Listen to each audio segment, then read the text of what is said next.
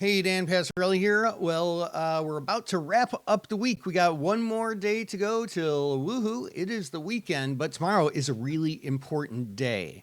Tomorrow on Friday, the PCE number is announced, specifically the core PCE price index, which is the Fed's preferred inflation gauge. We all look at PPI and CPI, but the core PCE is actually the most important inflation gauge. Now, that being said, that's going to be the last piece of news, aside from a couple more earnings announcements, that we're going to have until the next Federal Reserve meeting, which is next week on February 1st, is when it's going to be released.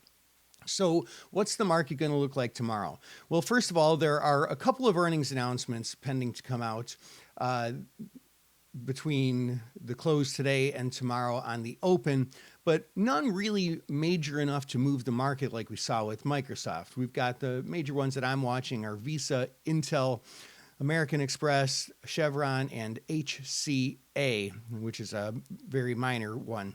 So none of those are likely to move the market. The biggest catalyst that we have is that core PCE. So let's look at a chart of SPY here. Here's where we are just a little bit before the close today. And if we look at some levels here, we've got resistance up at about the 410 area, okay? So if we get, if we end up taking off to the upside as a result of the PCE number, meaning,